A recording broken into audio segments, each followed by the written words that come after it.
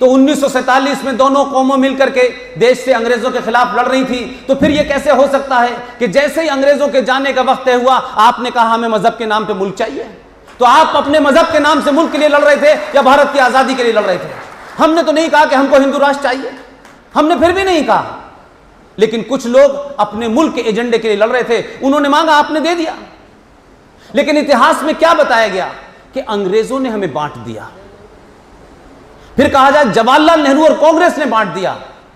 क्या कमाल का देश है। इसका रेजोल्यूशन 23 मार्च 1940 को लाहौर में पास हो चुका था और मुस्लिम लीग ने किया था।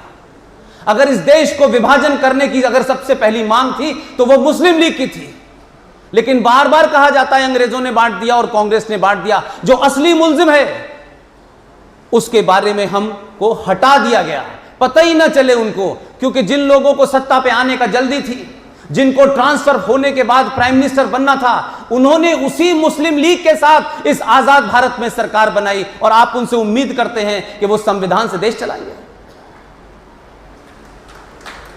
लिहाजा जम्मू कश्मीर में इस आर्टिकल 35A जो इल्लीगल तरीके से इंसर्ट किया गया था, राष्ट्रपति से एक आदेश दिलवाया गया डॉक्टर राजेंद्र प्रसाद से। और कुछ किताबों को आप इसलिए पढ़िए कि वो किताबें ना तो भारतीय जनता पार्टी के लीडरों ने लिखी हैं, ना आरएसएस ने लिखी है, ना विश्व हिंदू परिषद ने लिखी है, और ना ही कोई ऐसा बुद्धिजीवी जिसने लिखी है जिसे हम कहें कि साहब ये राइट विंगर हैं, या कोई ये कह दे कि ये तो आज से 20 साल पहले बीजेपी के साथ थे या संघ के साथ थे, लिहाजा हम इन किताबों को नहीं पढ़ेंगे। मैं उन्हीं किताबों को कोट करना चाहता हूं जो उन्हीं के घर से निकले थे। लेकिन हमने किताबें भी नहीं उनकी पढ़ी, क्योंकि हम तमाम सारे लोगों का शौक है कि हम खुद ही लिखते हैं और खुद ही पढ़ते हैं। कभी कभी पड़ोसी की किताब भी पढ़नी चाहिए। यह बात अलग है कि हमारे यहां लाइट चली जाती है तो लोग पड़ोसी से पूछते हैं क्या लाइट चली गई है, लेकिन किताब हम पड़ोसी की दी हुई भी नहीं पढ़ते।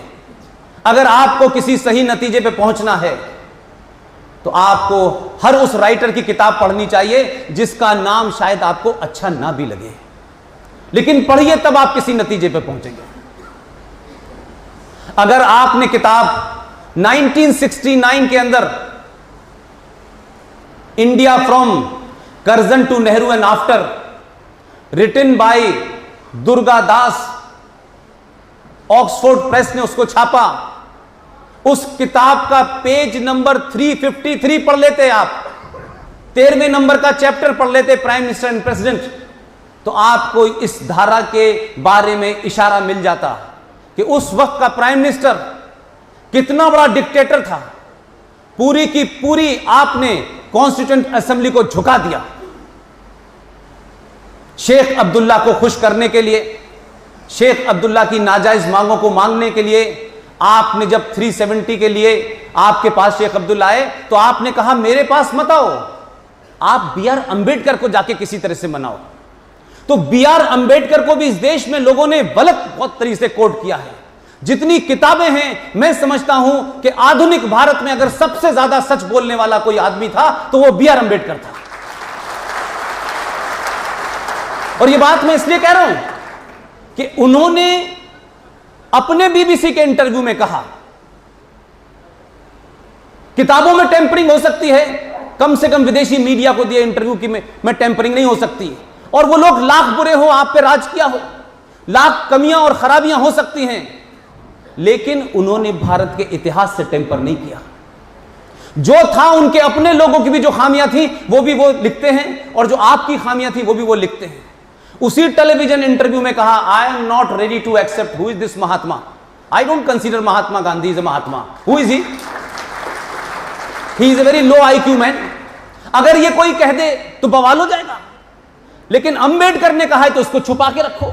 अंबेडकर को एक फ्रेम में रखा आपने, और अंबेडकर ने ही कहा जब शेख अब्दुल्ला उनके पास गए कि धारा 370 चाहिए, तो वो जो वार्तालाप है वो अवेलेबल है, कहीं किसी 5 जन में नहीं लिखा है, हर उस जगह लिखा हुआ है जहां राष्ट्रवादियों का कोई लेना देना नहीं था। उसमें वो कहते हैं शेख अब्दुल्ला से कि मिस्टर शेख अब्दुल्ला साहब, आपको भारत से सिक्योरिटी भी चाहिए, आपको भारत से अलग कानून भी चाहिए, आपको संविधान भी चाहिए, आपकी विधानसभा की टर्म भी 6 साल का चाहिए, आपको भारत के अंदर एक प्रधानमंत्री भी चाहिए। तो उन्होंने कहा कि बदले में भारत को आप क्या देंगे? तो शेख अब्दुल्ला ने कहा कि कश्मीर के पास देने के लिए कुछ नहीं है।